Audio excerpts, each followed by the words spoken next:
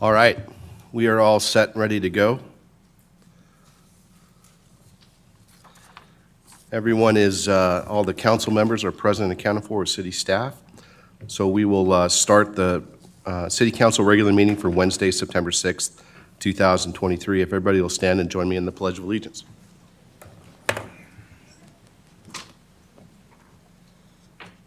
I pledge allegiance to the flag of the United States of America and to the republic for which it stands, one nation, under God, indivisible, with liberty and justice for all. Honor the Texas flag. I pledge allegiance to thee, Texas, one state, under God, one and indivisible.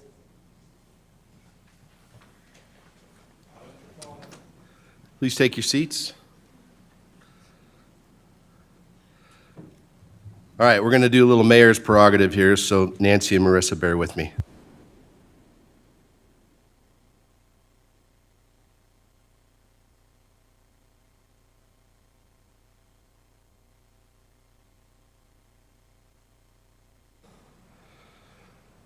It's not on the agenda. These things can't be. So we lost a very dear friend of ours a couple of weeks ago, Mr. Brian Lancey. He passed away from complications of lung disease. A few of us got to see him the day he passed and a couple days prior. He was a friend of all of ours, and he was a great friend and a great man for this city. He served on council for how many years, Nancy or Marissa? 8 years. He was a pillar of the community and an outstanding citizen. He guided me when I first was on council, appointed to council in place 2 back in March of 2017, and he befriended me. I didn't know him from Adam, but he took me under his wing and helped me learn the ropes of being on council. He was also one of my staunch supporters to run for mayor, and he provided sound and wise counsel to me for the years that I've been in this seat, and to all of us up here. So he was a great friend of the city and a great friend to all of us up at the dais and in and around this room and throughout the community. So if you would, bow your heads and just take 30 seconds and say a prayer for him. Moment of silence, please.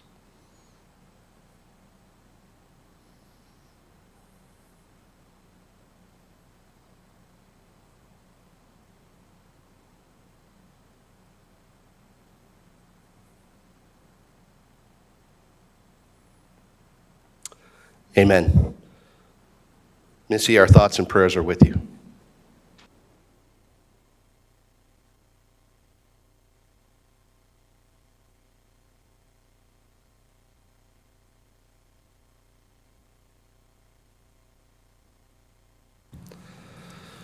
Okay, we'll move on to item number 3, citizen comment period. We have 2 individuals signed up. Steve Stedman, first on the list.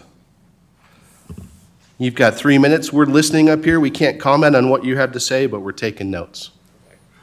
The floor is yours, sir. My name's Steve Stedman. I live at 20011 Hickory Bend. And I have just recently become aware of the Sinners and Saints Development Project on 2252 that was approved by council on July 11th, and got a couple questions on that. First one being, is that approval the final approval needed by the developer to proceed with construction? Are there any other hurdles that they need to jump over? I was looking for a summary of this project that describes sort of the planned activities, hours of operation, et cetera. All I could find on the website was some very detailed and technical construction plans that were part of the, I guess, package presented to the zoning commission and the council. A little hard to follow some of that. In the materials submitted, I noted that the site has a stage on there, presumably for live music. Concern is potential noise coming across 2252. And then a question, does Garden Ridge have a noise ordinance? I don't know the answer to that. And then lastly, are you aware, did the developers attempt to meet with nearby residents to describe their plans prior to proceeding with that?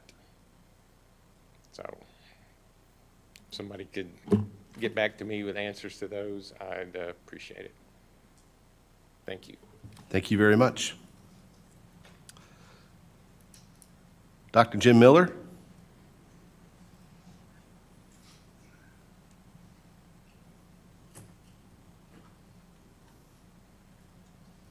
It's not your first rodeo, sir. You know the drill. Good to see you. Good evening, council. I came up now mainly to throw you guys off. You used to see me after the meeting, and I only get 2 minutes to talk, and I want to make you guys just a little bit on edge, because you know I got 3 minutes now. But in all seriousness, I came up to find out if there's any feedback on the garbage initiative we had this summer. I checked the parking lot, and it wasn't too full. The meeting room isn't too full, so that's a positive sign, because in the past, when we've had anything, a big contention, both of them have overflowed, and you get the idea of what's going on before you even get in here.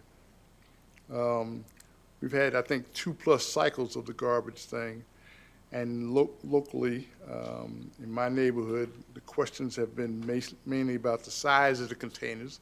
They are kind of large. I've tested it, and I've fit both my grandchildren in them, and I've threatened them. I've threatened them that if I can put them out, either recycle or trash 1 week, if they don't straighten up. And I thought people would complain about the cost added to the thing, but it's mostly about the size of the cans. I was wondering what the rest of the city, or what feedback the city council has from citizens, and what feedback the city council has from Republic regarding the new contract. So I'm hoping either the general or the aide de camp can tell me, work it into their presentation, how the cities received, or the citizens have received the garbage thing. That's all I had. You want me to turn this off? Thank you, Dr. Miller. And we will get back to you. Got it. Done. You're good. Oh, you're back on. I'm hitting. Oh, there you go. You're good. Yay. All right, those are the two individuals we had signed up for citizens' comments, so we'll close agenda item number 3 on to agenda item number 4, consent agenda. These items may be acted upon in a single motion. No separate discussion or action on these items will be held unless requested by a council member. Public comment on these items may be heard during citizens' participation. However, that does not mean the item will be considered outside the consent agenda. Council, does anybody have anything they want to pull from this month's consent agenda? No, sir. Okay, if nobody has anything to pull, can I get a motion to approve? Move to approve the consent agenda? We have a motion to approve the consent agenda. Do I have a second? Second. Motion to approve and a second. Any further discussion? Call it to a vote. All in favor? Aye. Any opposed? Okay, the consent agenda passes. On to item number 5, staff reports. 5A, city manager / general of the city. Nancy, floor is yours, ma'am. Thank you, Mayor and Council. In my report, I'm going to start with some thank yous that we received for employees and from our residents. The first one is addressed to Linda Crossland. It's from Camila Weeks, and she said that she wanted us to know that Ms. Crossland is an excellent librarian. She's knowledgeable, professional, and a valued member of the Garden Ridge community. The next thank you is to Officer McKenzie. It's from Mr. Thiemann. Apparently, the police came by their residence in reference to their sprinkler systems running on the wrong day. And the 12-year-old daughter answers the door. And the police officer explained to her what the situation was. And so Mr. Thiemann is listening to this through his Ring doorbell, and he wrote a note to say thank you to the officer. He was kind, professional, and he said you continue to be, the police department continues to be professionals with all of today's challenges. Keep up the great work. Then we had a very nice thank you to Michelle Hinojosa, our water utility clerk. Was via voicemail on the city secretary's line. It was from Pat Cifelli, praising Michelle. She says she really appreciates everything Michelle does. She is always so sweet and takes care of everything right away, so she really wanted to recognize and thank her for being the way she is. She is the perfect example of good people in this world that I've seen in a long time. It's very nice. And then Marissa Spencer received the 2023 Texas Municipal Clerks Association Scholarship. It's a major scholarship for $500, and it has been awarded to her to commend her on her dedicated efforts to continue and pursue educational and professional development. She will be formally recognized and awarded the scholarship during the TMCA Annual Awards Ceremony on October 26th. And where is this at? In Frisco. Congratulations, Marissa. Then Marissa received another honor. Congratulations on earning a place on the 2023 Municipal Clerks Honor Roll. The honor roll was created more than 20 years ago, and it was to give municipal officials and community residents a chance to recognize individual municipal clerks for a job well done. And with this honor, she receives a certificate. And the certificate, can you pull up the certificate, please? There it is. In appreciation of outstanding and dedicated service as City Secretary of the City of Garden Ridge, the certificate of recognition is awarded to Marissa Spencer. Congratulations again, Marissa. That's a round of applause. Way to go, Marissa. Okay, and we've got a couple of employee recognitions for anniversaries with the city.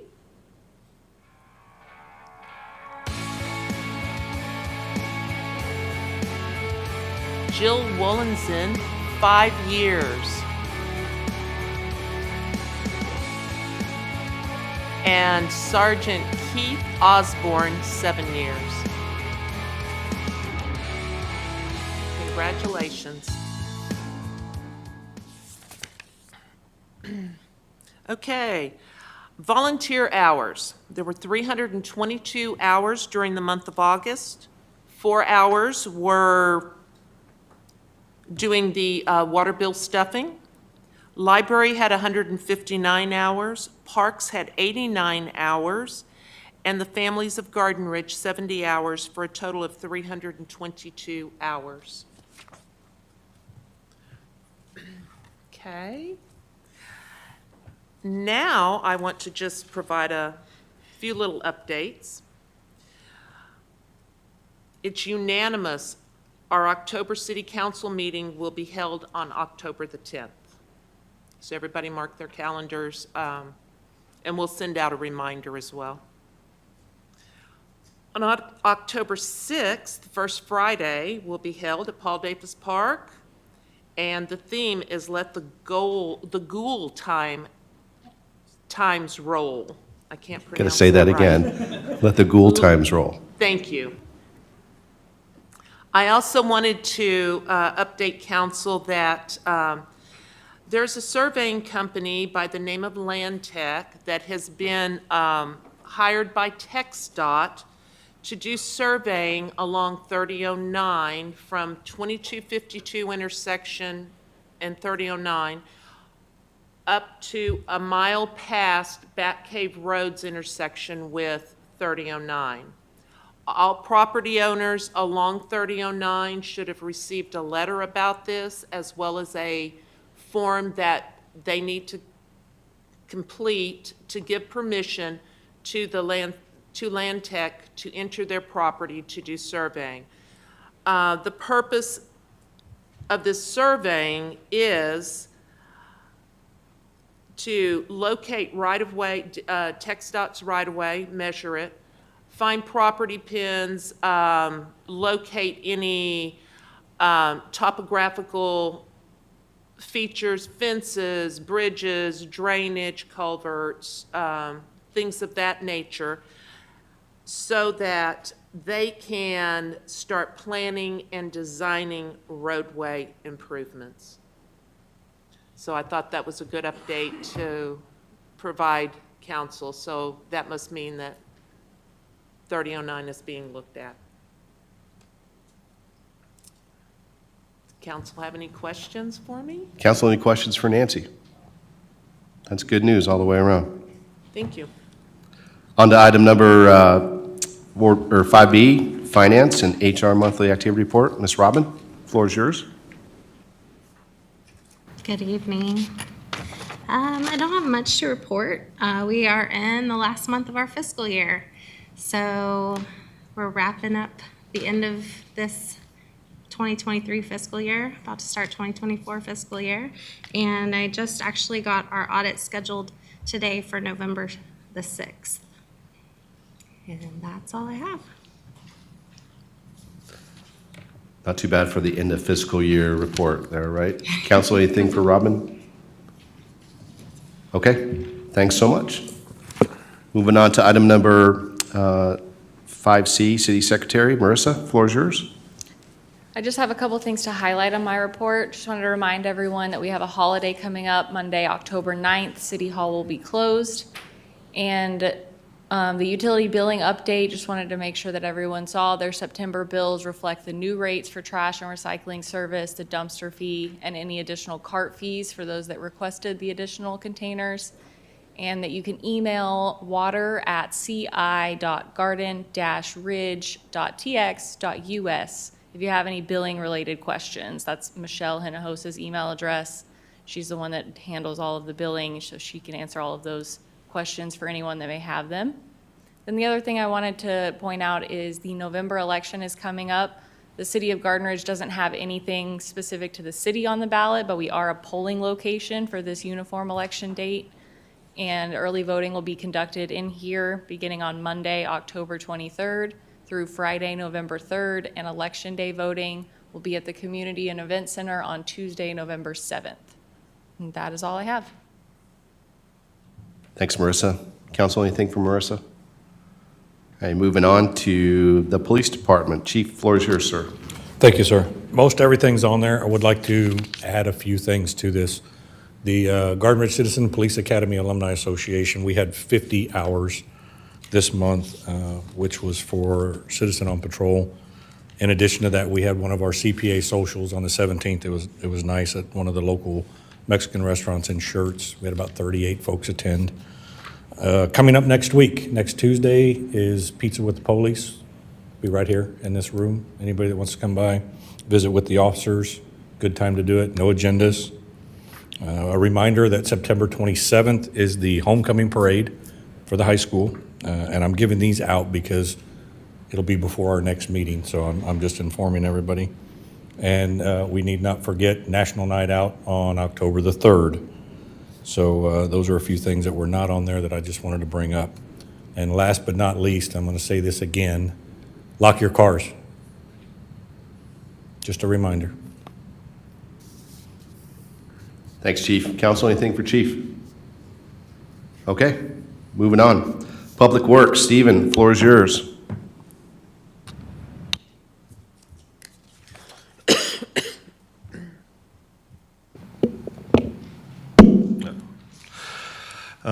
Good evening, Mayor and Council. For the month of August, the Public Works Department completed 570 tasks, recorded 0.65 inches of rain at the Public Works Yard, repaired potholes on Schoenthal and Benzall Road, and removed 3 large dead oak trees from Paul Davis Park. When we did remove those oak trees, we left a little bit standing up, if you go out there and see it, just in case we ever want to decide to do some sort of sculpture, like an eagle or maybe jets or something that will stand out there.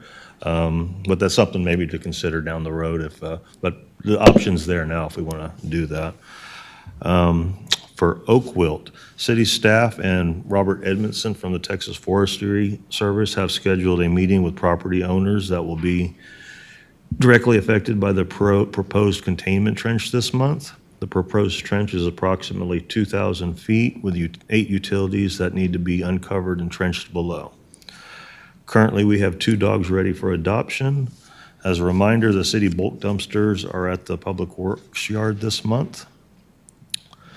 That's all I have for, we have, currently have 2 dogs ready for adoption.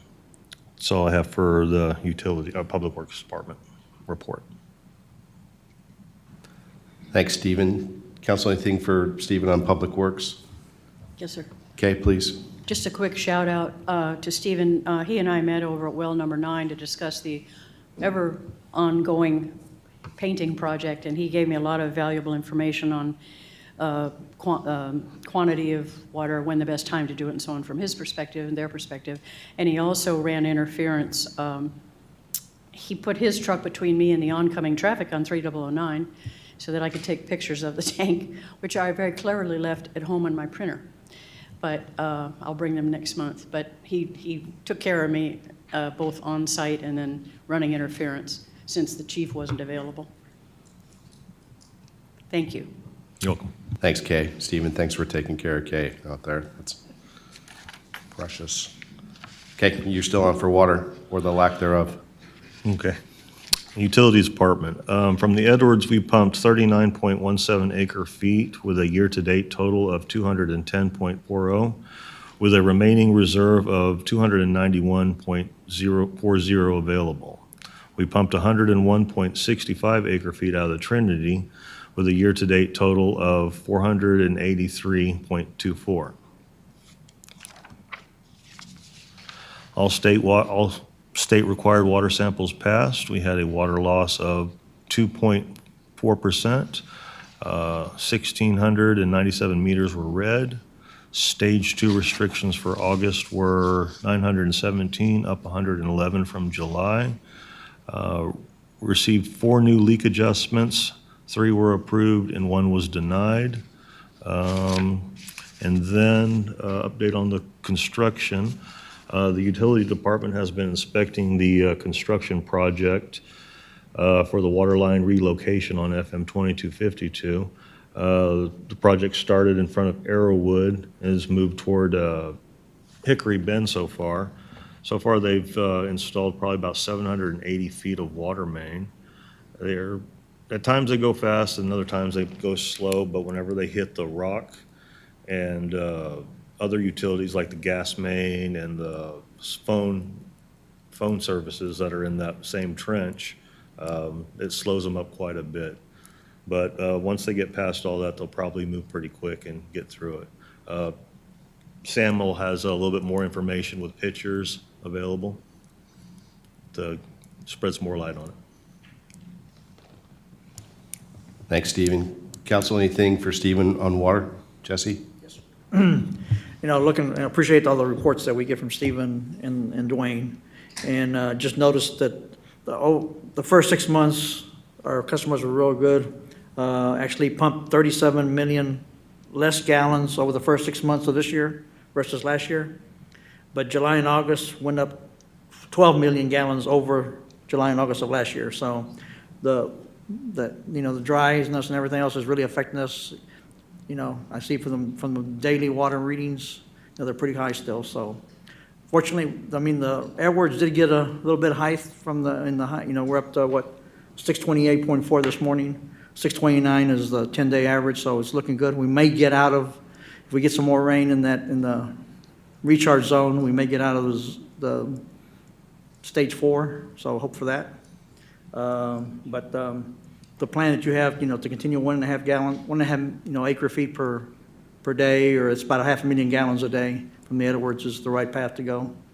I did have one question on leak adjustments. How many are actually open? I know you said you have the ones you came in. There's a few still pending. Pending? We're waiting for information. I think I have like 2 that are open that I'm still Oh, not bad. working Okay. on.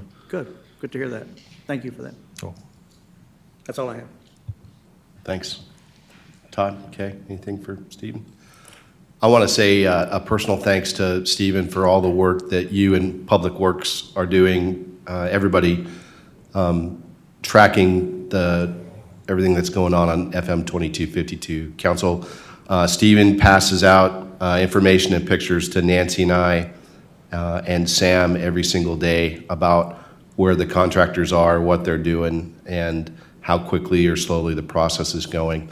The best part about that is that Garden Ridge has eyes on the project, watching it on a daily basis. So, and Stephen has been very good about going directly to our business owners and property owners along 2252 to make sure that their interaction with anybody from the contractors to CenterPoint Energy to CPS is going well. So, and helps our residents and our property owners to talk with those agencies to make sure everything's going okay. So thanks for what you're doing, Stephen. We really appreciate it. And Sam, we're looking forward to hearing from you.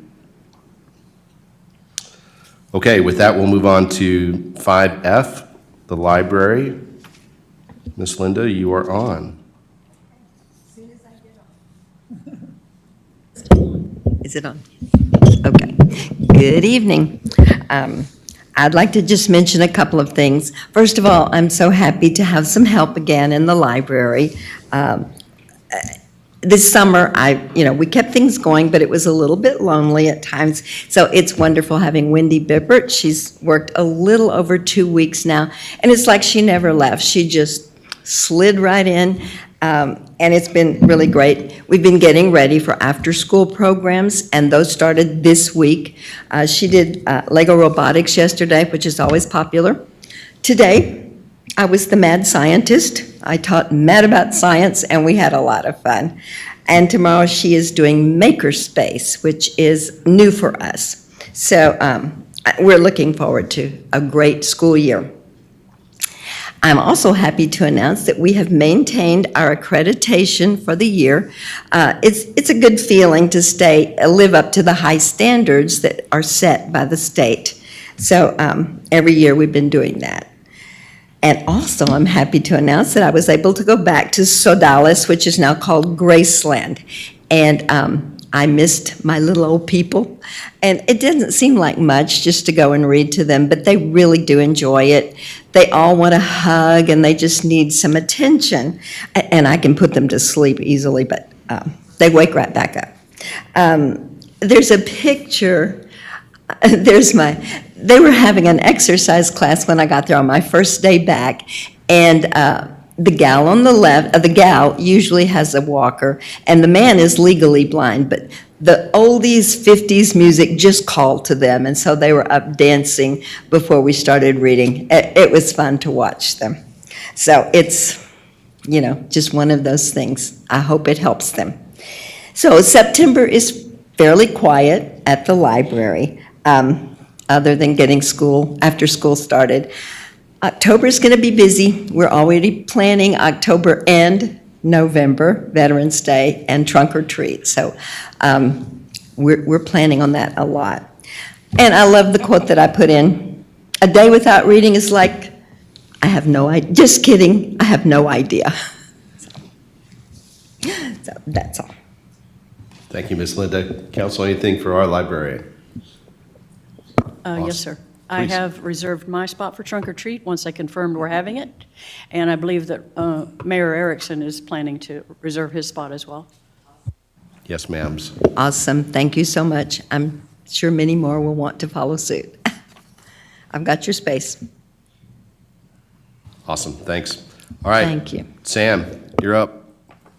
Item number 6, City Engineer Project Status Reports. Always a pleasure. Yes, sir. Good evening. Good evening. So I don't have much to add to the report. I just kind of want to jump into the presentation because it'll kind of fall in line with what I have on my report.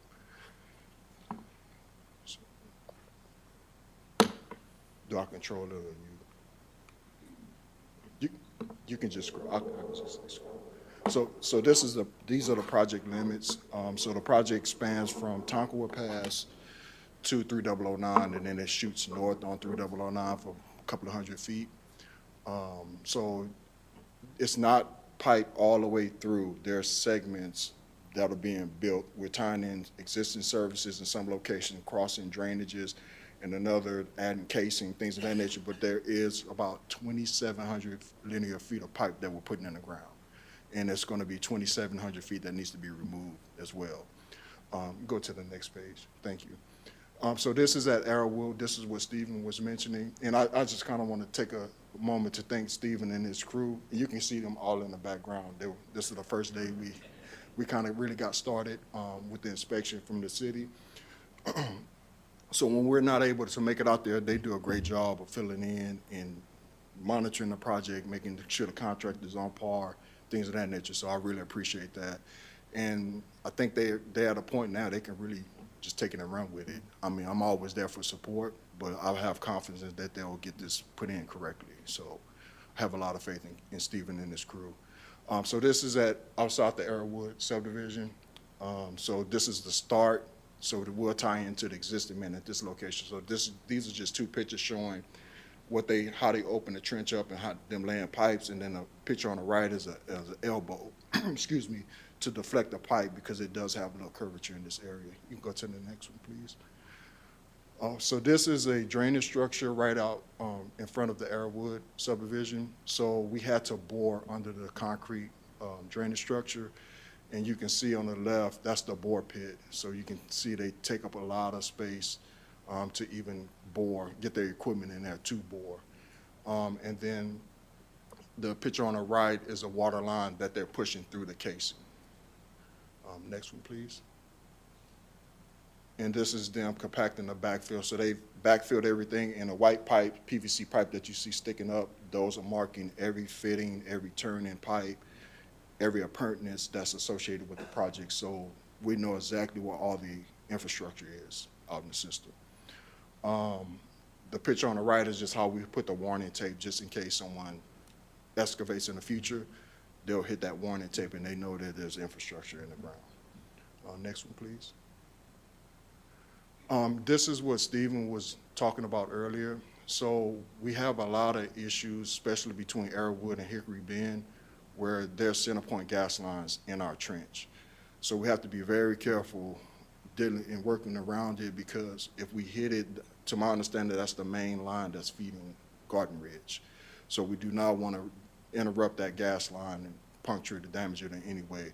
So they're being very cautious in dealing with that. That's why it's adding time to them. They're still working at a pretty fast pace for a contractor, but it is slowing them down some.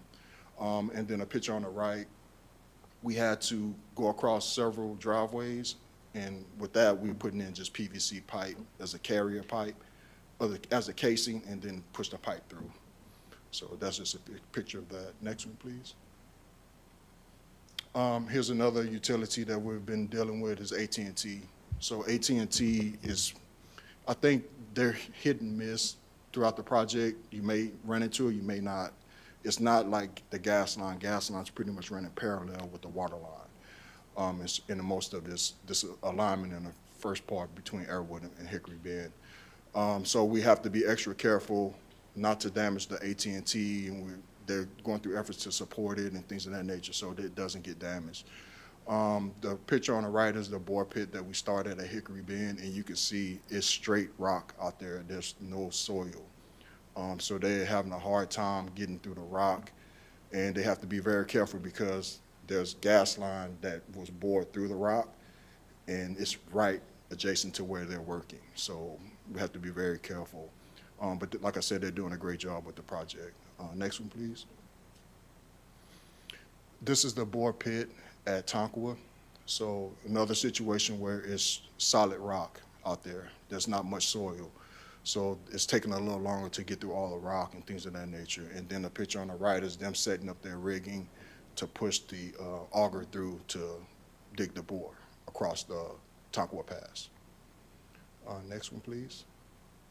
So the schedule, we anticipate them being done sometime in February.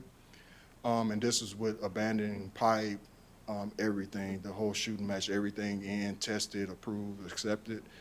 But I think at the pace they're working now, they should beat the schedule, which will make TxDOT pretty happy, so then they can go in and do their bridge work and road work, and come right behind us and complete that work. So hopefully you guys get a finished product from utilities being relocated to your road improvements in a timely manner. Next one, please.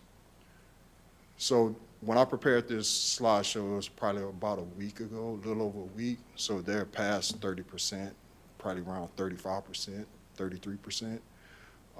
But like I said, once they get past these conflicts with the gas line, they're going to be going full speed ahead, and I expect them to make up a lot of time once they get past the gas line situation. That's my presentation. Are there any questions? Thanks, Sam. That's awesome. Council, I asked Sam and Stephen to put this together for us this month so that not just us and city staff that's already working it, but everybody in the community can see the scope of work going on out there. So it's a lot. And again, thank you for being out there with Stephen and Public Works to help interact with the contractors and our property owners. It makes a huge difference. So My pleasure. thank you. And I've heard back from a couple of them saying thank you so much for being out there, both of you guys. So great job. Thank you. Can we have another update next month? Yeah, I got Okay. you back. Council, anything for Sam? I got one question. Sam, right now, they're just laying pipe. They haven't made any tie-ins yet, have they? No, they'll get everything laid out first, and then they'll do the tie-ins because we have to make sure the pipe is disinfected and things of that nature. And then all that first. and then Correct. you- Okay, Correct. that's what I was kind of wondering. Thank you. Great work. Thanks, Sam. No problem, thank you. Okay, that completes item number 6. On to item number 7, City Commission and Committee reports, recommendations, possible actions. 7A is Planning and Zoning Commission. And the first thing we have for this month is the Garden Ridge Walkable Community Workshop Report. So we've been waiting to hear this. I know you already briefed Planning and Zoning, but we are all yours. So thanks for being here tonight. Good evening, Council. It's great to be here, too. We were at Planning and Zoning Commission earlier this month, so I'm glad to bring this information here to y'all today. We've already worked with a number of y'all, especially during the actual workshop. So for those of y'all who don't know, my name is Matthew Moreno. I am a multimodal transportation planner with the Alamo Area Metropolitan Planning Organization. We are a regional transportation body for the city of San Antonio area. So we include Comal County, Guadalupe County, Bexar County, Guadalupe County, Kendall County as well. So that includes New Braunfels, Bernie, Seguin, and San Antonio. So today I want to talk more about what a walkable community workshop is and why the city of Garden Ridge chose to undergo this program offered by the MPO. What engagement we included with this workshop, the walk audit that was done with Alamo area MPO officials and city staff and city elected officials, as well as the workshop that we held at the event center and the resulting report, as well as what next steps we can expect and the requested action for y'all today. So a walkable community workshop is meant to help plan the city of Garden Ridge for active transportation modes. So that's walking, biking, any form of micromobility. Micromobility includes anything from those electric scooters you see downtown San Antonio to golf carts. And we want to discuss barriers to all of those different forms of transportation within the area. We document all of these issues within a study, which you should have before you today. It's important to note that any suggestions within this report are not guarantees that the project will be funded or completed, but it does give the city of Garden Ridge extra points if they were to apply for funding through the Alamo area MPO's funding process. So In terms of engagement, the Alamo Area MPO did a number of things, including creating flyers and hosting a number of events. We hosted a workshop on June 27th at the Event Center from 6 to 8 p.m. We had dozens of people show up to give their in-person responses, as well as creating an online interactive webpage on our website specifically for the city of Garden Ridge to give their suggestions and concerns as well. On that webpage specifically, we had an application that allowed residents to talk about things relating to aesthetics and geography, bicycle, intersection and pedestrian infrastructure, and just general mobility improvements that they would like to see. All of these online and physical suggestions that residents put in are noted in a list within that report. So no matter if it was online or in person, they are all within that report. We were also at the City of Garden Ridge Market Days at Northeast Baptist Church, where we were able to talk to not only residents but visitors to the Garden Ridge area about mobility and gather their concerns and suggestions for what they would like to see from the area in the future. With the City of Garden Ridge staff and elected officials, we walked around 3 different areas of the City of Garden Ridge, one being the northern section by the Country Club, one by Paul Davis Park, and one in the southern section. All of these are open communities, not gated communities. But we were able to assess our own professional recommendations as transportation officials and city officials as to what suggestions we might have as well, and noted that within the report. The actual workshop, we had physical maps laid out on the tables for people to specifically write down all of their concerns and suggestions. Again, that's in the list within the report as well. And we specifically wanted to use this workshop to help identify priorities for the residents within the area. So a major part of that workshop was identifying 5 key priorities that residents saw within the area. And I'm sure some of y'all are recognize them as being access to Garden Ridge Elementary School as well as Davenport High School, better access to Paul Davis Park. So these are just random highlights of resident suggestions and concerns. This is not a comprehensive list. These were picked at random, but those include a lack of comfortable pedestrian facilities along 2252, 3009, Bat Cave Road, Schoenthal, and Municipal Parkway. Some concerns about development north of the City of Garden Ridge that may affect vehicular traffic along Bat Cave Road, Schoenthal, and 3009. People desired new recreational areas at the entrance of neighborhoods, and that's meant to decrease the distance that they may have to walk to a park. They desire connections to schools from different communities and roads such as Regency Run, Trophy Oaks, Schneider Lane, and Sumac Circle, and just generally traffic calming throughout the neighborhoods and lowering speed limits as they think that 30 miles an hour within the neighborhoods are too high, specifically because there are no sidewalks. So if pedestrians would be sharing that space, they feel that 30 miles an hour was too high.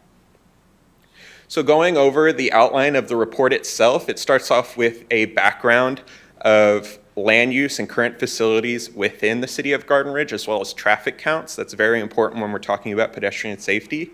Again, everything I went over today about community outreach, the webpage, the online application, crowdsourcing map, market days, the walk audit, and list of concerns.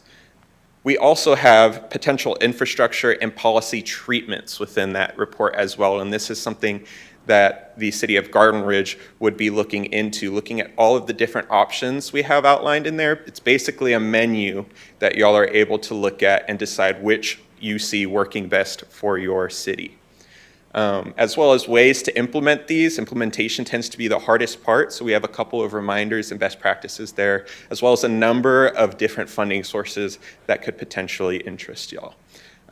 In the next steps, we have this report in front of y'all today, and we hope to submit it to TxDOT as well as Comal County. And we hope to see that area leadership advances these ideas into concepts and plans.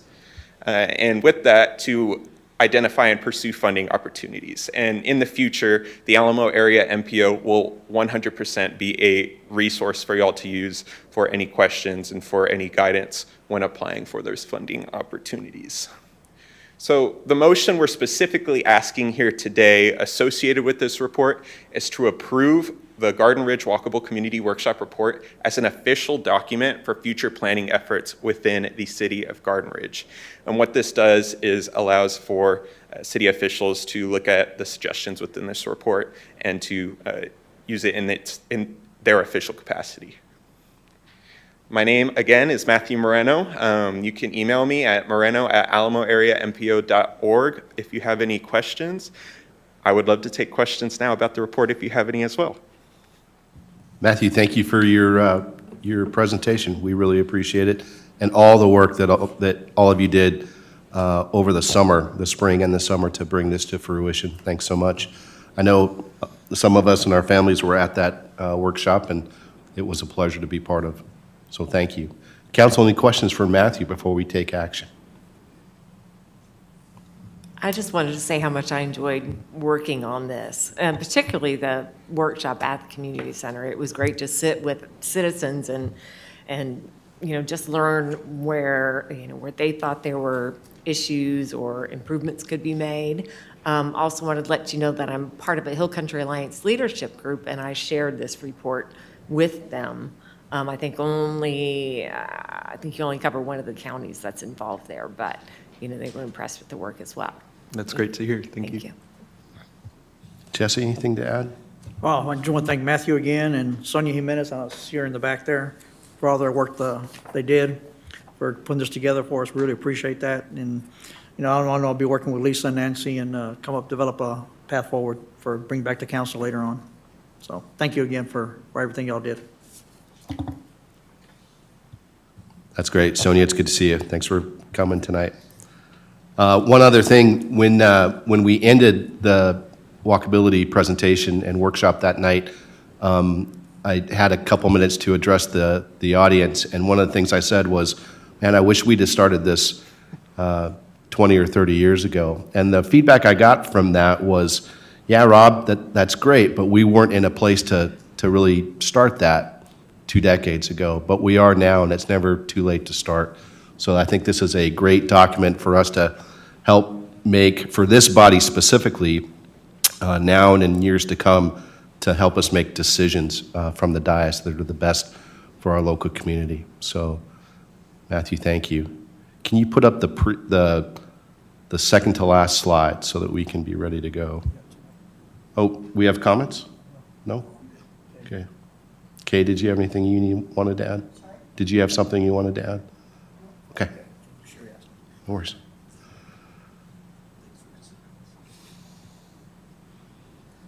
That's the fastest I've ever seen that mouse move. Okay. So, council, you heard from Matthew what we can do tonight. We can approve this as an official document for use in future planning efforts within our municipality, within the city of Garden Ridge. So, any discussion on this before we possibly take action? Do you want to see the recommendation from P&Z first? Because they're the ones that addressed it first. I don't know what the proper way is. I think we're kind of beyond that. No? So Okay, we've well, already moved to that point, so. P&Z did, Right. that doesn't make the recommendation for us to approve, so. Okay. For the record. Thanks, good. Council, anything else to add? Jesse, do you want to take some action? I'd like to make a motion to approve the Garden Ridge Walkable Community Workshop Report as presented, to take further action, so we can use for further development planning efforts for the city. We have a motion to approve the Garden Ridge Walkable Community Workshop Report as an official document for use in future planning efforts within the municipality. Do I have a second? Second. We have a motion and a second. Any further discussion? Just a quick question. Will this be consolidated with our strategic marketing plan and on our previous thing? Anytime we're handing out information on our big picture plans, like this walkability, will it be incorporated into it, or are they standalone, or? Well, we'll post this. Does that make sense? Yeah, we'll post this online. It doesn't Right. become part of our master development plan. Right. But this is an official document No, I that we understand- can use to help us, Understand that, help but guide so us. when we're cross-referencing it Yep, for citizens or it's a whatever. cross-reference for Right, us all. okay, thank you, that's all. You bet. Any other discussion?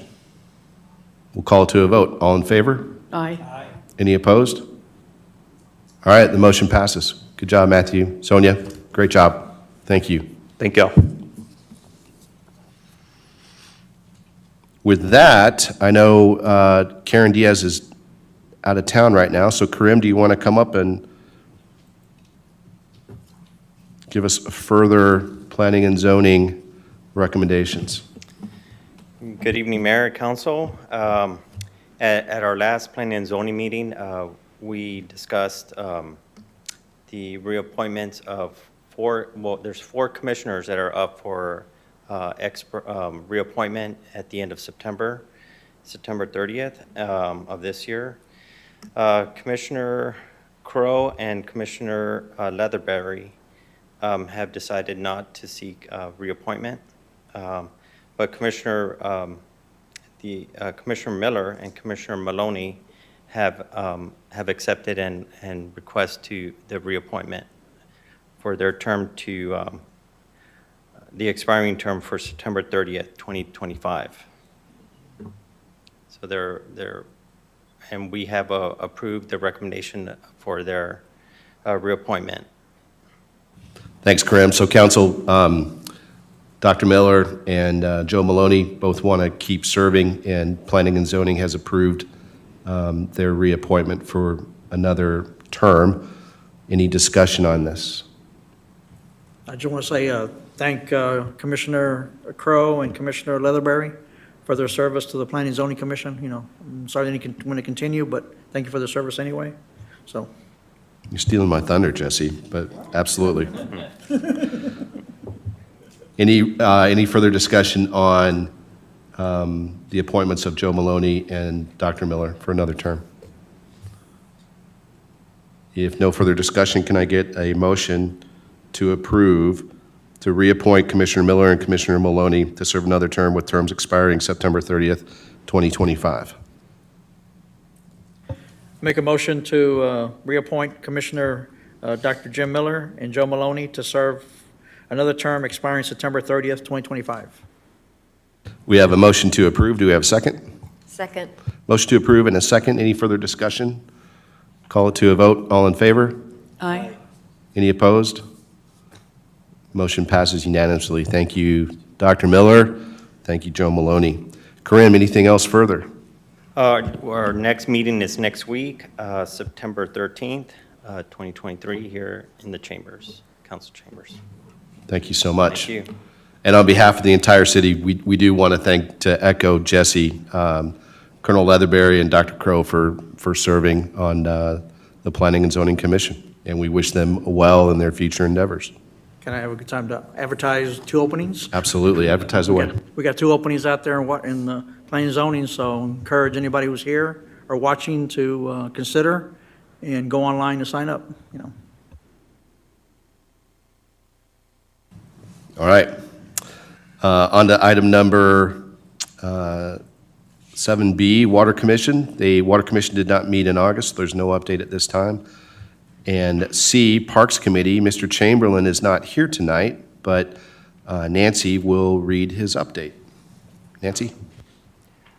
Mr. Chamberlain asked that I remind everyone that the next monthly meeting of the Parks Committee is September 13th at 9:30 a.m. in the Bluebonnet room. And he also wanted to remind everyone to save the date for the December 1st, Friday. It's a Friday night for the annual Christmas tree lighting celebration, which will be held at the community center. That's all I had. Thanks, Nancy. You're welcome. All right, moving on to item number 8, approvals and authorizations. The following items are for discussion, consideration, and action. 8A, 2023 tax rate, and review and discuss the 2023 tax rate proposal. Nancy, floor is yours to reintroduce this. Thank you, Mayor. The 2023 tax rate, there were 3 tax rates that were calculated. The first one was the no new revenue rate. Then the second was the voter approval rate, which is a 3.5% increase of the no new revenue rate. And then there was a de minimis tax rate. All three proposals were presented to City Council on August 14th, and City Council made a proposal to potentially adopt the voter approval rate. That rate is in total .257734 cents per $100 of valuation. Of that, .192839 would be the M&O rate. The debt rate is .064895 cents.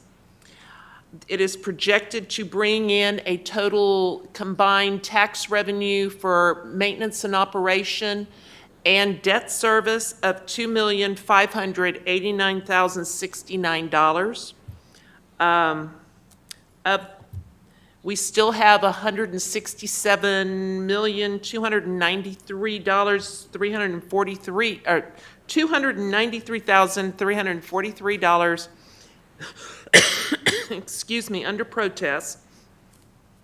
The proposed tax rate is a decrease of .0112829 cents from the 22 tax rate that was adopted by council. Are there any questions I can answer, or would you like me to go further detail? Council, do you have anything for Nancy, further detail required? Okay.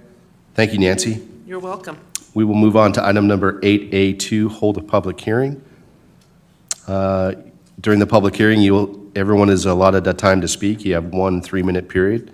You'll need to state your name and address before your comments again, and when you're done, please see the city secretary to make sure we have all your information.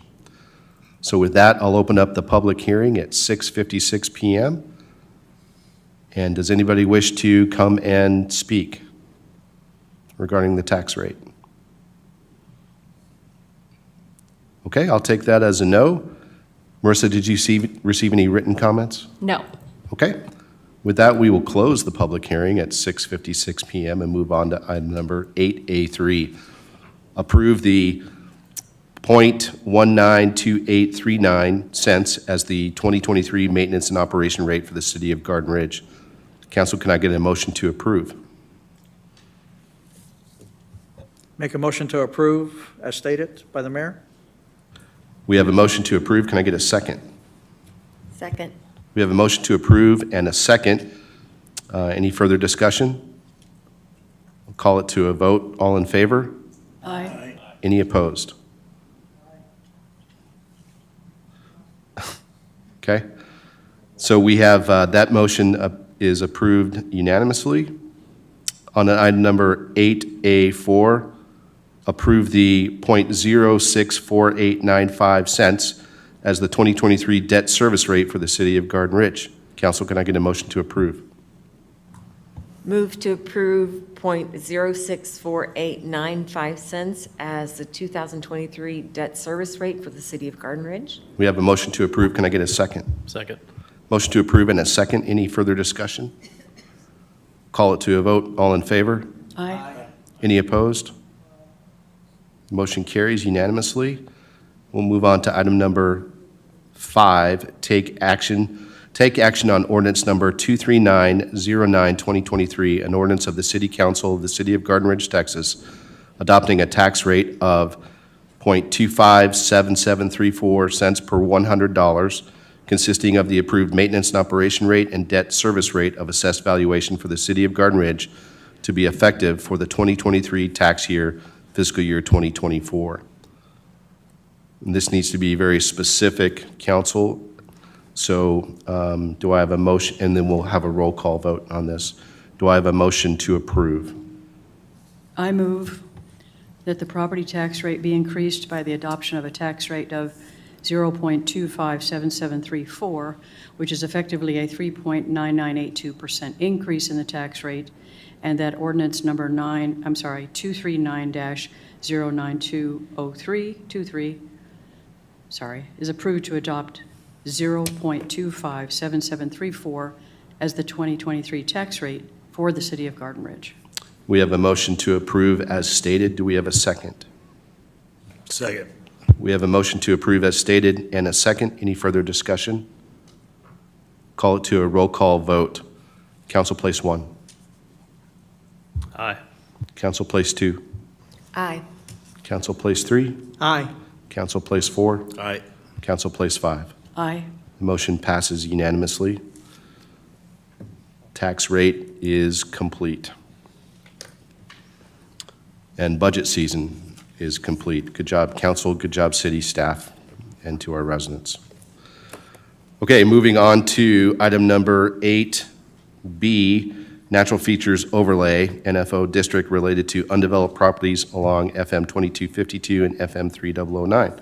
Jesse, this is your baby. Here's my request. Ordinance 13-03, 2023 included a new natural features overlay district. The purpose of the natural features overlay district was to retain the rural and natural character of FM 3009 and FM 2252 while still allowing for future growth in a responsible manner. The intent of this district was to preserve existing trees, landscaping to these areas, and serve as a gateway to the city, as stated in the ordinance. I had a discussion with Bryce Cox recently. We actually had it back in years ago, and then back again during Wild Hog, and I wanted to get his thoughts. And he said there was, from his point of view, there's no incentive for a property owner to voluntarily zone into the natural features overlay district. He said that if the city desires to uniformly enforce this requirement, that we ought to consider, actually making a recommendation in an ordinance or, to go through. Cynthia, do you have anything to add from what I read from Bryce's emails?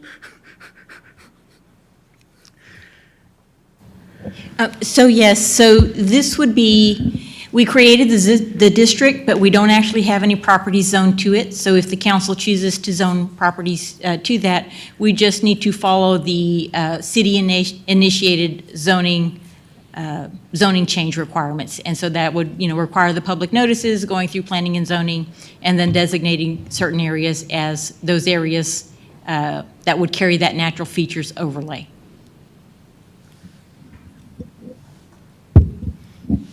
You're still on. Well, the main thing here is at this point is, I guess we need a consensus from council to maybe go back to task planning and zoning to move forward, or Nancy, what's the proper, it's got to go to planning and zoning first. Yes, I believe this would need to go back to planning and zoning and follow the process. So the main thing is get input from the council to see if that's something we want to pursue. If it is something that the council wants to pursue, then we can task P&Z. So kind of looking for others' input for this point. Thoughts? Council, comments for Jesse? Lise? I'm a little confused. Can you explain it again, please?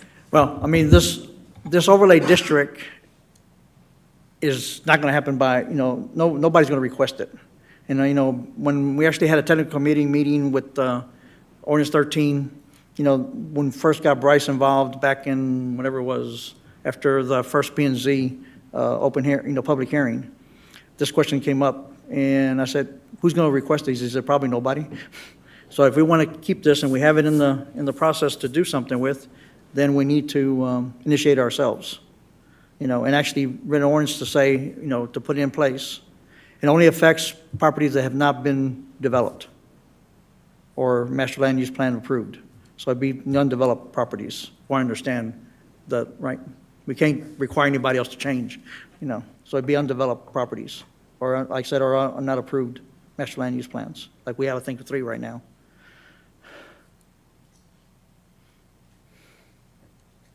Todd, okay? I think it's a good catch. I know it's been on your mind for a while, and I think it's a good catch, Jesse. And okay was on the technical committee too, so. It's something we're not approving, we're just saying we gotta go through the process, and we gotta get, planning and zoning to actually go through the thought process and actually think it out and ask the right questions and find out what to do, what's the best thing to do.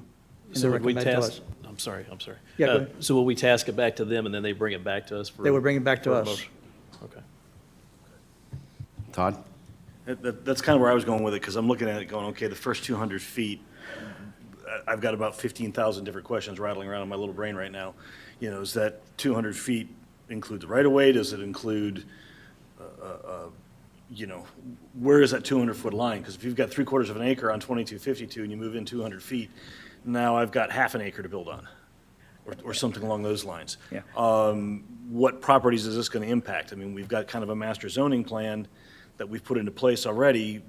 What is this, you know, is there an actual list of properties that this could potentially impact? I love the idea because I don't want to have, there's no great way to put this, so I'll just pick up something ludicrous. I don't want a McDonald's with a curb on 2252 and nothing blocking the view of it from 2252 in.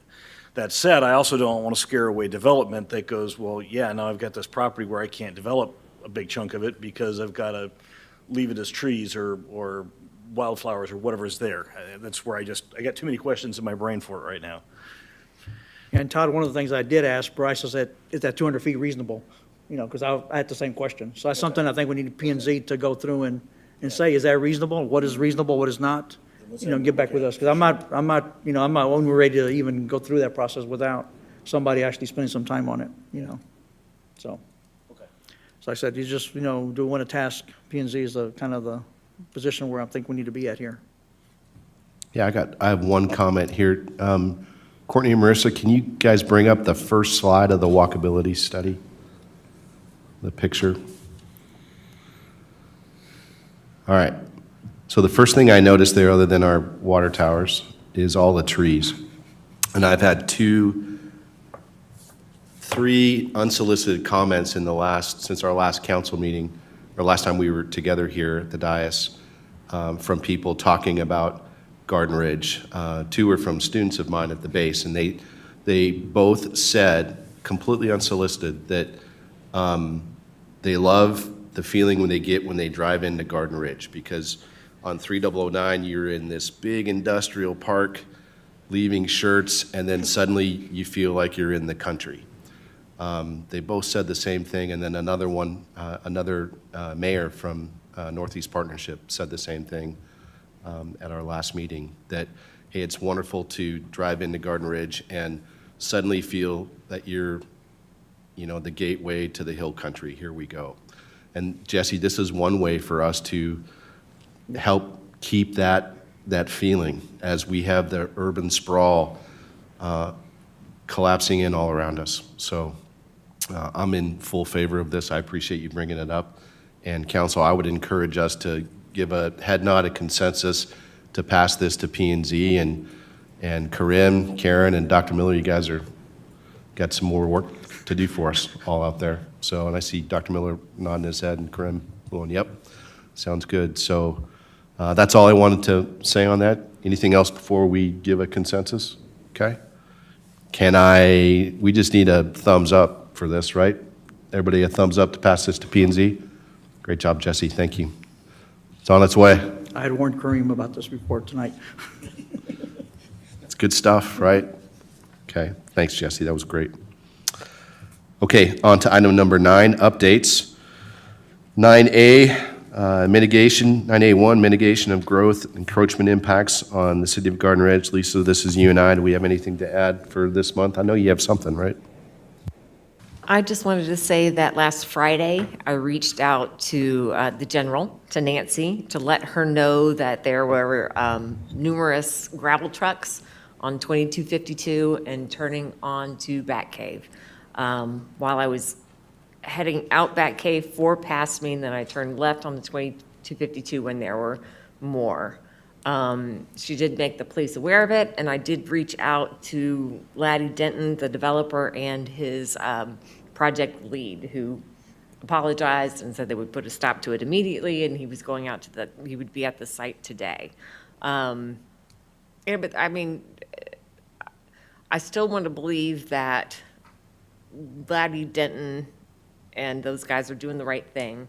You know, he blamed it on the contractors, but I mean, these guys drove past 3, 4 signs knowing, you know, what they were doing. So I don't know how we prevent that, protect against that. I don't know. I mean, it was purposeful. Well, that was great work that you did last week, Lisa, and thank you for that. And that's exactly how we help prevent that and then work with our developers around the local area, both in and outside of Garden Ridge, to work with us and have that great relationship. So that, what you did with that email to Laddie Denton was perfect, solved the problem for now. And thank you for that relationship that you've helped us develop with the developers, if you will. So that's exactly how we do that. We bring it to everybody's attention, and our police officers are out there watching for it as well, and that's the only thing we can do. So great job. Thanks for doing that. So Jesse, you had something? I just have something to add in that when I was at my last AMPO meeting with the TAC meeting, I spoke to a TxDOT representative from Bexar County and about these two developments, and they were not aware of these developments.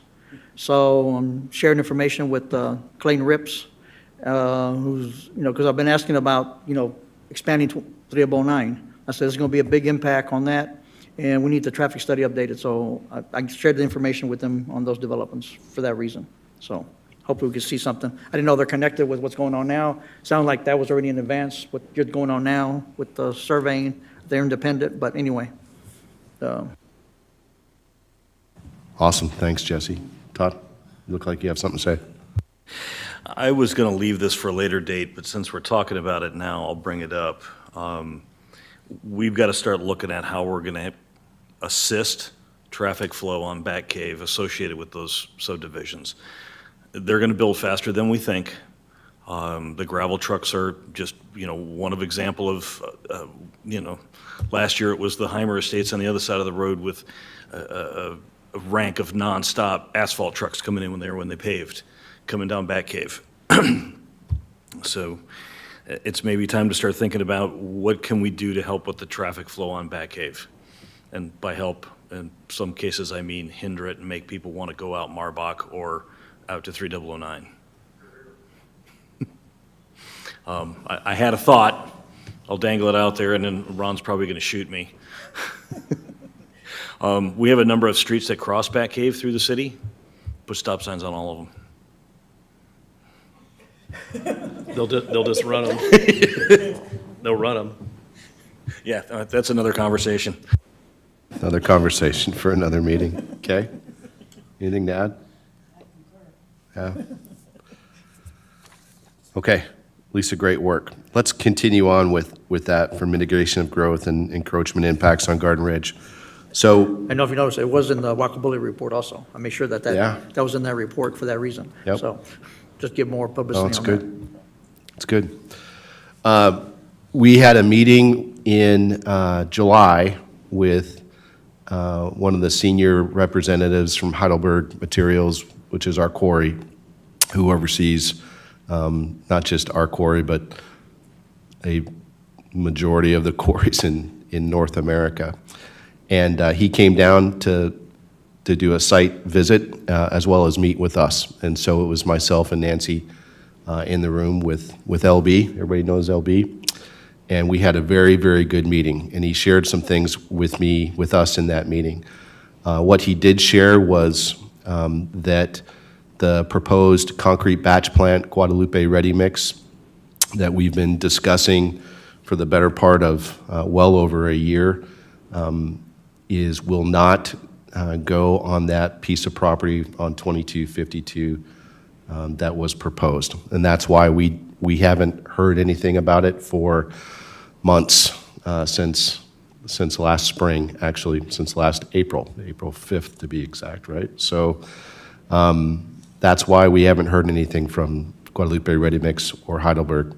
They saw the impact that would have on our community and the negative feedback from our community, from this dais, from the city, and our residents mainly, about what that would do to traffic, what that would do to the look and feel of Garden Ridge, and you just go to the walkability study. So at the moment, there's nothing in writing. That was just verbal, but he came down to say that, and that's because they don't want to jeopardize the relationship that we have established with Heidelberg Materials, formerly Hanson, and the city of Garden Ridge. That doesn't mean that it's going away. He did ask about what if it went further down 2252 past the quarry entrance on actual quarry property. I mean, they own that other piece of land, but quarry property on that side of the road.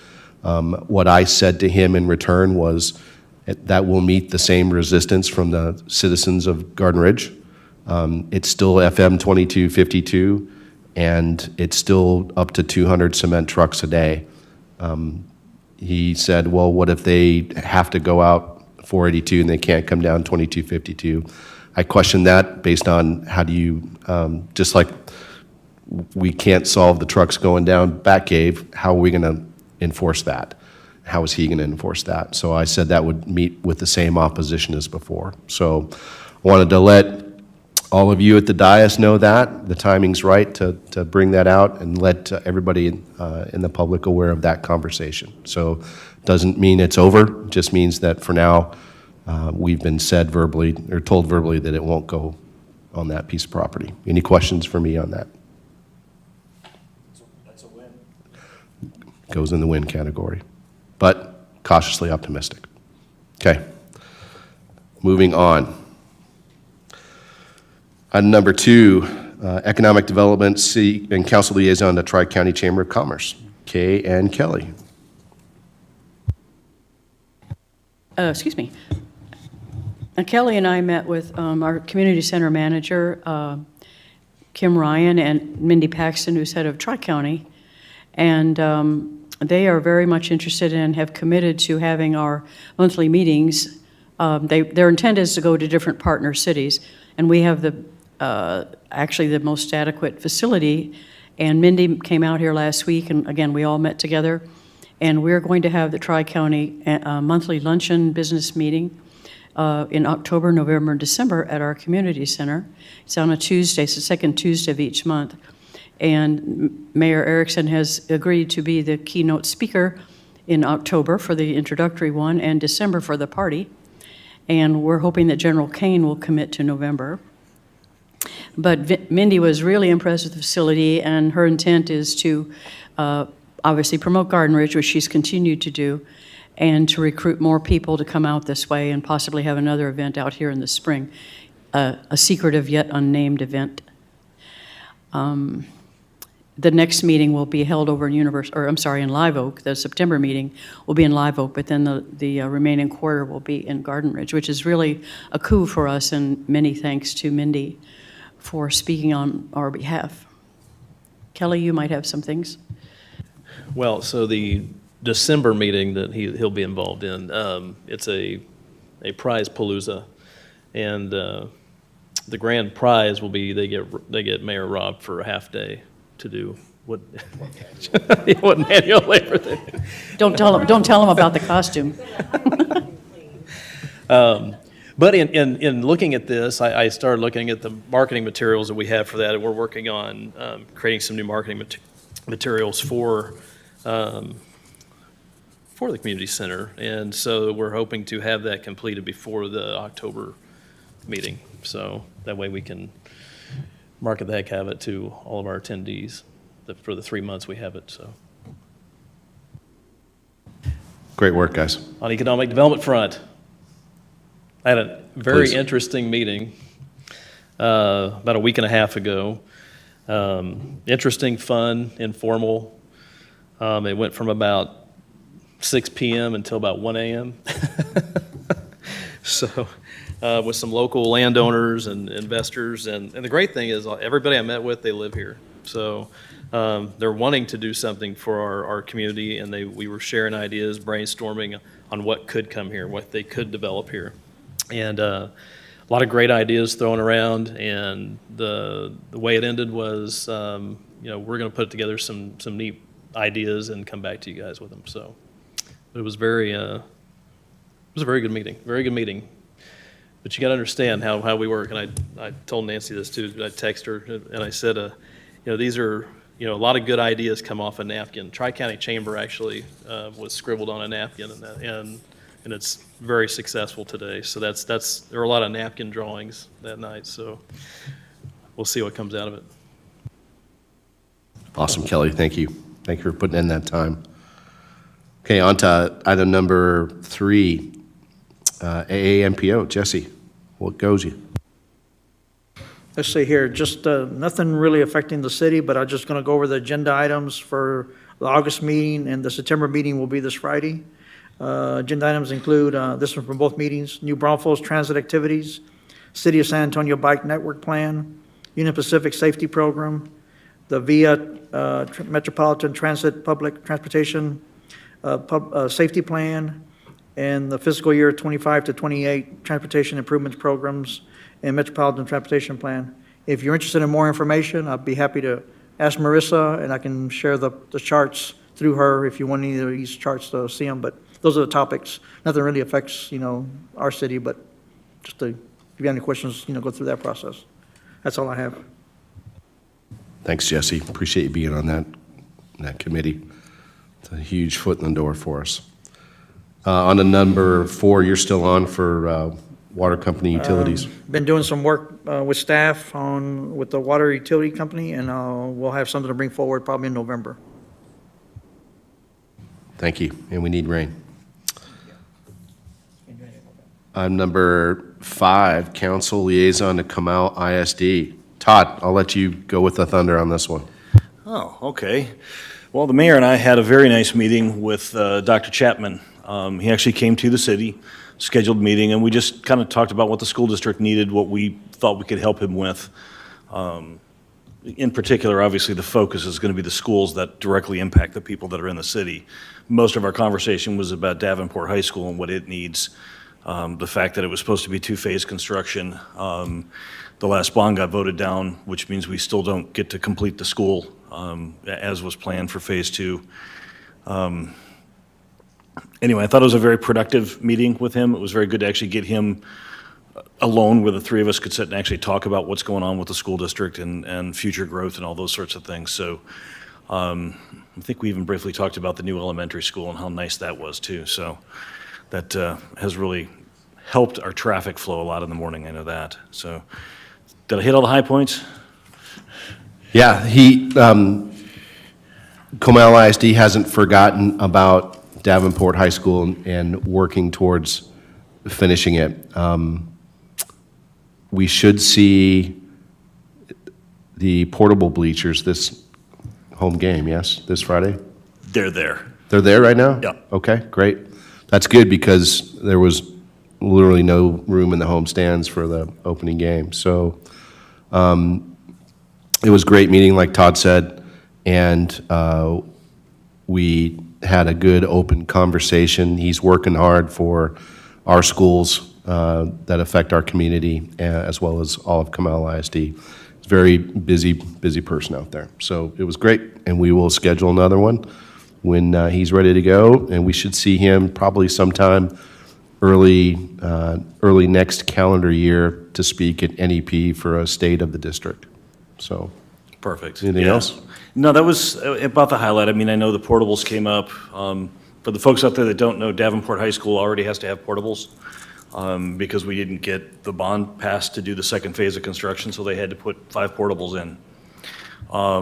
It's just how it works. It's fortunately they didn't have to move them very far. They took them right from Garden Ridge Elementary School right across over here, so that's not a bad thing. Awesome, thanks. On to item number 6, city welcome signage. Kay. Okay, I'm going to go fast here. I asked each of you to vote on the 3 photos I presented last month. I do have a response from Lisa, from Kelly, and Jesse. I do appreciate that. Lisa specifically noted number 3, Jesse number 1, and Kelly wants green, but he didn't give me a number. So would you mind looking at number 3? Okay. The font, for those of you who care, it's Ernie. So I guess we need to determine, I do have bids from a local artist as well as a gentleman who's more like his field, if you will. And with those copies of the water tower that I left on my printer, that I mentioned when I talked about Stephen, I also have the copies of the representative work of this woman, Christina. It's really nice work. I'm very comfortable with her. Her bid is specifically $6,350. I would like to say, let's go to maybe $7,000, just in case there's something unknown in her quote. She's seen the facility, she's seen pictures. The ones I took that I left, I have actually sent to her. She's available anytime after October, which per my discussion with Stephen, that's when we would want to do it, either probably November, December, January, because we have to drain the tank and he can incorporate pulling motors and so on at the same time to make it all very efficient. Her quote is based on the one with the the color at the top and the bottom with naturally home underneath. So in other words, whatever we commit to is all incorporated into her bid. So that's not really going to change her bid. I'm very comfortable with her. She's very nice to work with, and I feel like her quote is incredibly reasonable. I would like permission maybe to go forward, but still can provide you with pictures, or we can go consensus, because we're not going to do anything until probably November anyway, to speak to her and just clarify every last detail, because she talked about, cleaning the tank and power washing the exterior if necessary and so on. And again, the pictures that I have are from 3 different angles. One heading south on 3009 past the light at Shanetal, which is actually the most visible, so you'd be coming into the city. I took one directly across from it, which isn't that attractive. And the one heading north out of the city by the old city hall, there's a lot of utility poles and so on, and it's not a very attractive look either. So I think if our intent is to promote our city as an entrance, I would suggest the one facing, and that's a good, big, solid, clean surface for her on which to work. The only thing you'll see in the pictures that I'm going to bring you next month, there are some trees there. I'm not recommending taking down the trees, but there are a couple trees. But I think you would still get the idea, because you see the trees, and if it catches your eye, you're going up this way. So positioning and so on and so forth. If that's maybe consensus, we can do that. I don't think we need to spend the $21,000 that was quoted by a previous vendor. I think that's maybe not what we're interested in. But I would like at least consensus, or at least agree to commit to this in October with pictures in front of you, which you'll have way before the meeting. Can I add? Go, Kelly. Can I add one more thing? The only issue I had with the last rendering is I really think we have a dark green. I don't know what Pantone color it is, but the dark green that Garden Ridge is written in, right? My suggestion would be to have that along the bottom, like the dark green with the light top, because that's our 2 colors. And it gives us some offset as well. Dark green bottom and light green top. Yeah. I don't know how you want to handle this, Let's just go with some, you're doing great work. Let's go with some comments right here. Kelly, that was great. Lise? No? Jesse? her vote is number 3. My reason to go with the brown is because when it rains, you get the dirt, comes up on the side, it's gonna be brown, so I think it would it kind of blend in with the brown instead of the green. I think the green will dirty that. It'll start looking dirty after a while, is my concern with green. That's why I said the dark green. Yeah, well, I thought it was still gonna be, still could be an issue with paint. I don't know what it looks like right now. Stephen, does it? If I had those pictures, I'm so Yeah, sorry. we have to look at that. Took a picture at the bottom. So, okay, that'd be interesting to see how that looks like and see what the green would look like, so, Todd? my thoughts. I'm probably the last person to ask their opinion on when it comes to putting something up like this. You are. Yeah, I know. I think all of them are fine. Jesse's got a point. I have to say, though, I'm hoping our city gets greener again if we ever get any rain. So maybe painting the water tower green will help. I don't know. It's looking pretty rough out there right now. All right, Kay, great work on this. I would like Todd to vote on 1, 2, or 3. I'll go 3, okay. Todd voted 3? Okay. With Kelly's inputs there. To be honest, I think the brown, if you're out there right now, it's just the whole darn thing is going to blend in, because it is so brown. Yeah. Okay, let's do this. because I know there's questions in the audience and out there with people watching going, what green and what brown are you talking about? So, council, what I'd like us to do is give consensus to have Kay continue to work with city staff, specifically Nancy, and the artist to put this all together and come to us in October with a quote, with a color scheme, and go from there so that we can vote on it and approve it. And then we can set to work on it because we have to clean it, drain it, and all that kind of stuff once we hopefully get some rain. Does that work, okay? That's fine, that's Nancy, fine. And is that good? She knows this is a process. Great. Can I get a thumbs up? There's 5 thumbs up. Okay, awesome. Great job, Kay. Thank you, thank you. All right, Do you want more signage? sure. I don't have any more, but I also have been working, as you know, on the Paul Davis Park signage, and I'm really hoping to get back a final. This is like herding manic cats, not just cats, to get back something on that. So I do intend to bring that forward. No matter what, you'll have a picture. It'll be in the packet. It won't be showing up the night of potential Paul Davis Park signage, monument sign, if you will. Great, thank you, awesome.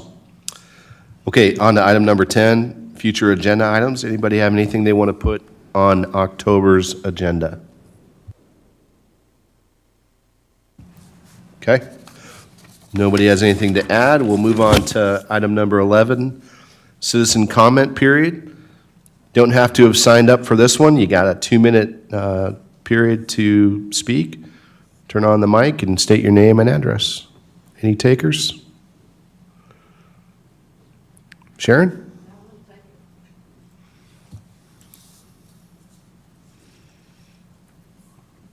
Always good to see you.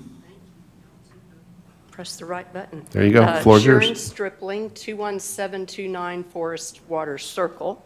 And I was not going to bring this up, but with some of the discussion that Todd had about Bat Cave, we've had a lot of forest waters borders Bat Cave. We've been having a little bit of trouble with kids or someone doing donuts in the intersection there. So I'm not really quite sure. There's been reports of a truck speeding. I've had multiple people tell me they've been passed on Bat Cave. It's my understanding that only part of Bat Cave is in the city and the other is county. But is there something we can do to try to remedy some of this? Or because when we call it in, it automatically goes to the county first, but does the county automatically call it to the city of Garden Ridge and then they won't do anything because it's not in the city? Or what happens with that? Because apparently it's been quite frequent lately. And several people have been complaining, and I think that's sort of a safety issue. And we even had the other night, so besides locking your cars, lock your doors. Because we had someone walking through Forest Waters the other day banging on doors. So, so I think people better be aware of all of that. And so I just don't know if there's some way to remedy what's going on Bat Cave. And, I've noticed y'all talk about the truck, I gotta hurry, the ordinance on the trucks. I noticed that the ordinance number 22 is posted right at the entrance at that exit, but I also noticed it at the entrance coming in at Bat Cave in 2252. So that made me think we have the whole road, but I don't really know. But anyways, thank you. Thanks, Sharon. Anybody else? Nope, come on up. I just have a couple of Just announcements. got to introduce yourself. I made it all the way out here, right? Sonia Jimenez, Deputy Director, Alamo Area MPO. Two announcements. In October, we will be doing public outreach and engagement for our current call for projects. So we ask that you get your citizens involved. It'll be the entire month of October. We're going to have a meeting in each of the counties, but there will be a virtual option. So we'll pass that along to Jesse so we can get that information to you. The other thing I wanted to share is I did review your rejection letter from TxDOT for the transportation alternatives that you all applied for. And I just want you to know that the transportation alternatives call for projects that we do at AMPO is not the same criteria. So don't think that that one is off limits for you all when we do a transportation alternatives call next time for AMPO. That may be able to get y'all some funding as well.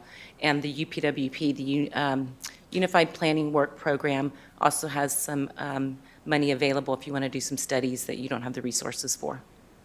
Thank you. Thank you, Sonia. Awesome. Anybody else?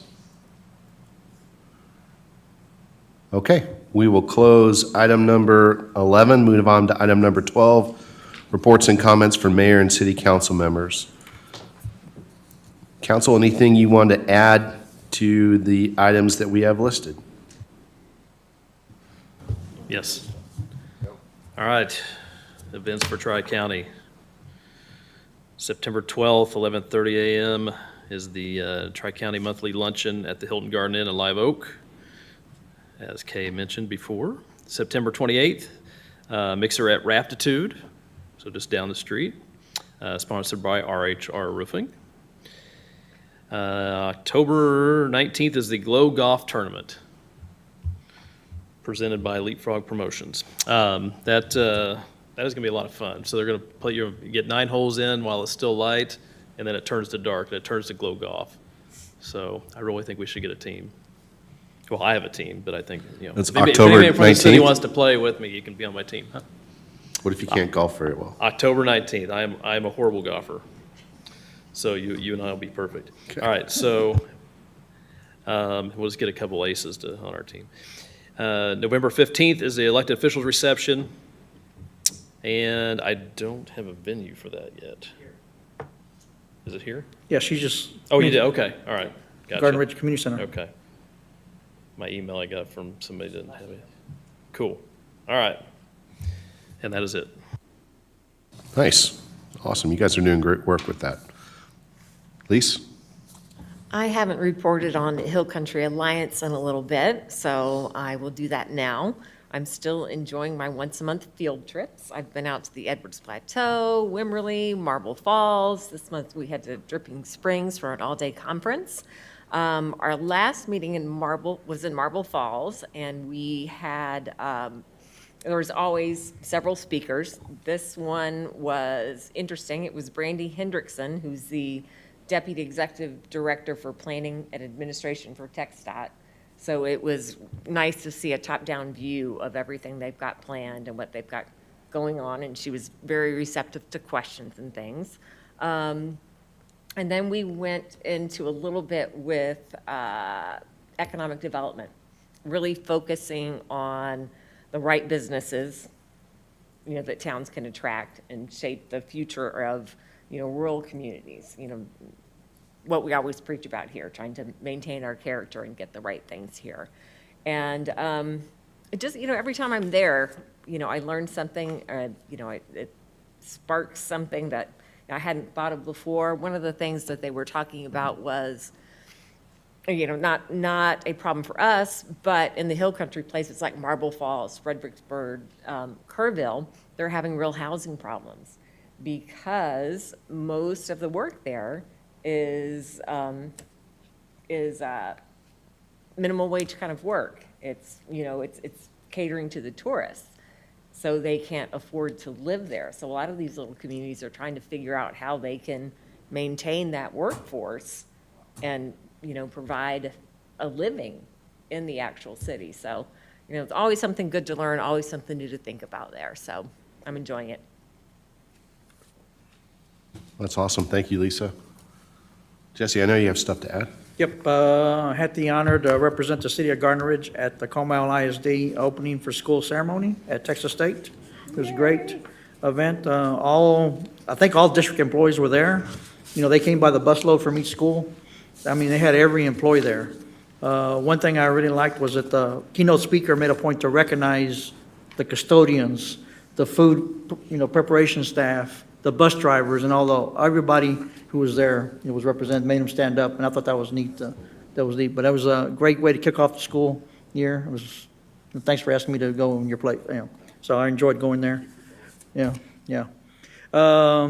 They did a great job in, getting in and out. I didn't have any trouble getting in or getting out. Trying to figure out where the parking was and all that, but that was it. I got out of there pretty quick. Car show coming up next month. Got article in the Grapevine this month and next month, and also coming out in the Stroll for the October issue. October 21st, 9 to 4. Y'all come out. Library's even got activities for the kids, and even got a movie at 1 o'clock, right, Linda? Maybe at 1 o'clock to stay cool, in there, so go in there. There's flyers at the table along with the QR code, cards there, so. Hope to see everybody there. You'll be there, right, Mayor? You got your award to present, or judge anyway. That's right. Great job. The opening ceremonies for Comal ISD, that's a brainchild of Dr. Chapman, and we talked about that, Todd and I and Dr. Chapman. And another thing he's doing is he's bringing in the people that he's worked with before, different districts around the state. He's building his team and he's bringing them in and making a difference. So that's one of the things that he started, and I'm really glad that you went. Thank you. It's Yeah, awesome. my neighbor, he saw me, come to me out of the audience somehow and sent me a Really? text. Oh, that's great. He's the principal at the Memorial Education High School. Yeah. Awesome. Todd. And I'm sorry I missed that event, but it's work got in the way. Okay, I always like to try to end on a high note. As of about 8 o'clock yesterday evening, Boy Scout Troop 828 has another Eagle Scout. Dane Olson from our own Davenport High School completed his Eagle Scout last night, so happy for that one. The other high point is Davenport's at home Friday night, 7 o'clock kickoff against Piper. Should be a good game. Yeah, it will be a great game. Go Wolves. Awesome. Okay. Unless you have something to say about Northeast Partnership, I don't. Yeah, I do. Families of Garden Ridge first. Hey, we set a record with the number of people, number of volunteers to come out on Saturday, the 26th of August. We had the National Honor Society from Davenport High School show up with 23 students out there, which was awesome. And then it was just 3 of us regulars that were out there, but, 4 of us. And we got over 70 hours, like Nancy said, of volunteerism out there, and 61 bags of trash, which are still there. I'm working on that, to get TxDOT to come pick them up, and the number of volunteers. So that was great. We, as a request from Coach Zimmer Hansel from Davenport, the 23rd is our next, of this month, is the next cleanup. That's a bye week for Davenport High School football team. So hopefully the football team is going to come out for that. NHS Council that can make it, and anybody else who's out there to break that record. So there's a ton of trash out there. And the Boy Scouts were out on the other side of 2252. Did we ever determine who had the greater quantity of trash? Well, it was Families of Garden Ridge, but you're welcome to brag on the Boy I think Scouts. the 3 tractor-trailer tires that we came up with might have won the weight, total been. quantity of weight, given those things weigh about 180 pounds apiece. Well, let's keep the contest going. You guys might win next time. That's great. I'll put some more tractor-trailer tires out there, it'll be fine. You can't deposit and then claim it. That's right. If we get enough people, though, and maybe Todd, it's really soon for the Boy Scouts, but if we get enough people, one of the things that we need to do is work down 3009. If I get enough people, we can maybe just have a quick push for a mile. Yeah. What do you think?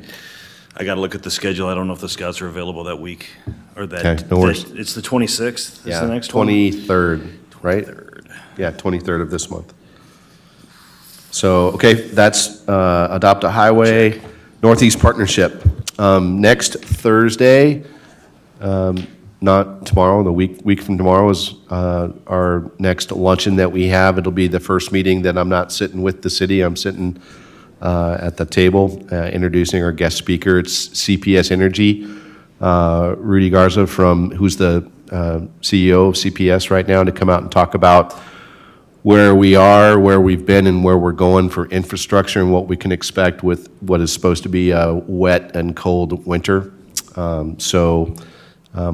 Had a meeting earlier, or last Thursday on the phone with CPS Energy to discuss relevant topics and whatnot that they want to talk about. At October's luncheon, we're going to have Chris Suchan, who's the chief meteorologist for Channel 4 News, WOAI. He's coming out. Yes, I like weather, right? So, inside joke. Exactly. But he's going to be our guest speaker to talk about the ever-present heat dome that's been here, as well as what we can expect this winter. So it'll be fun to talk with him. We've reached out to Mayor Ron Nirenberg from San Antonio to come out for November, as well as Brigadier General Driggers from JBSA San Antonio to come out in December. So we've got some good guest speakers coming on. Two things with NEP Mayor's Workshop. We talked about expanding the Northeast Partnership to re-include Converse in the near future, because there are strength in numbers. We represent just under 200,000 Texans right now from both sides of the aisle, all demographics. And the bigger we are, the more voice that we'll have collectively as a group of 13 right now, hopefully 14. We're also looking at Spring Branch and Bulverde to ask them if they want to perhaps join, even though that's not Northeast. That it brings more of Comal County into the Northeast Partnership, which is a goal of mine, and I think is a goal of Garden Ridge, to have a bigger voice on the NEP out there. And we'd be well over 250,000 Texans if we included both of them. So anyway, those are some great things that are going on in NEP. And I'd love to have a nice smile. I'd love to have as many of you as possible to come out for that. What else? That's all I got. Anybody else have anything else for item number 12? Okay, great. Just under the wire for 2 hours. We'll bring it to number 13, adjournment. There being no further business, the City Council regular meeting is adjourned at 7:46 p.m. Thanks so much. Good work.